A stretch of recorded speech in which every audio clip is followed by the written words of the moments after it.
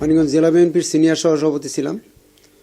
18 সনে আমার নেতা তারেক রহমান সাহেব আমার কাছ থেকে নমিনেশন চেয়ে নিয়ে বর্তমানে যাকে নমিনেশন দিয়েছে রিতাকে দিয়েছিল।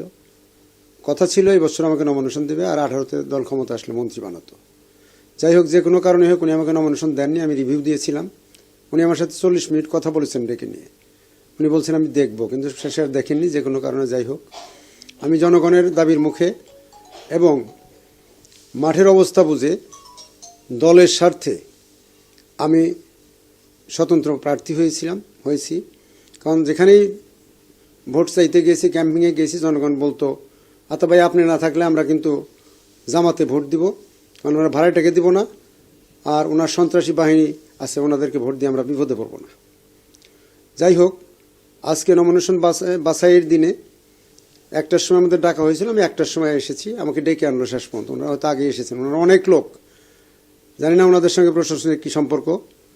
ওনাদের 20 জন লোক কমপক্ষে ওই হল কক্ষে ঢুকে গেছে, আর অন্য প্রার্থীদের 1 থেকে 2 জন 3 জন সর্বোচ্চ। সাংবাদিকরা আছে, অনেকে আছে, বিভাগীয় কর্মকর্তার আছে বিভিন্ন অফিসের।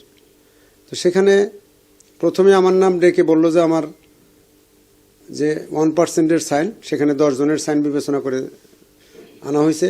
10 জনের 9 জনে বলছে হ্যাঁ আমরা সাইন দিয়েছি, 1 জনে বলছে সাইন দেয় নাই। সেই জন্য ওনার নমিনেশন বাতিল করা হলো। আমি আর কিচ্ছু বলিনি, চুপ করে বসে আছি। রিতার নমিনেশনের কথা উঠলো, অনেক কথা, তার অনেকেই প্রশ্ন তুলছিল। ওনার এই যে পল্লী বিদ্যুতের বিল ওনার সংস্থার নামে আছে 8-10 কোটি, ওটা সংস্থার ব্যাপার, প্রতিষ্ঠানের, ওনার নামে না। অনেকে বললো যে ব্যাংকে আছে, ওটা প্রতিষ্ঠানের, ব্যাংকের খেলাপে উনি না তাইলে। আচ্ছা, একজন পরবর্তীতে ডিসি ফট করেই তাড়াহুড়া করে না ওনার সব ঠিক আছে উনিটা গ্রহণ করা হলো, কয়ে ফেলাইলো। এমন মানে রিটার্নিং অফিসার বলে ফেললো এটা। এমন সময় গ্যাস ডিপার্টমেন্টের এক অফিসার বলছিল যে আমি সাভার থেকে এসেছি, ওনার গ্যাসের খিলাপে আছে, গ্যাসের বিল পাওয়া যাবে। কইটা আপনি এখন বললেন কেন? এখন হবে না, আমি বলবার আগে বলতেন। আমাকে তো টাইমই দিলেন না, আপনি বলে ফেললেন। আপনি এটা আপিল করেন। যাই হোক, মানে সবটি যখন বলা হয়ে গেল, আমাদের 27 জন প্রার্থীর জমা দিয়েছিল, সবটি যাচাই বাছাইয়ের পরে যখন শেষ হলো, ডিসি উঠে যাচ্ছে, আমি উঠে ওই গ্যাস কর্মকর্তার ওখানে যে বলছিলাম যে আপনার টেলিফোন নাম্বারটা আমাকে একটু দেন, আর কিচ্ছু বলিনি।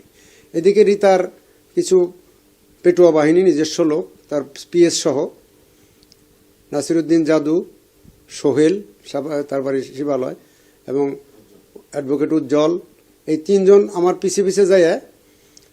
তারা আমাকে ওইখানে অ্যাটাক করে ওই গ্যাসের অফিসারের সামনে। পরবর্তীতে আমি ডিসির কাছে, জেলা মানে আপনার রিটার্নিং অফিসার কাছে দরখাস্ত দিয়েছি।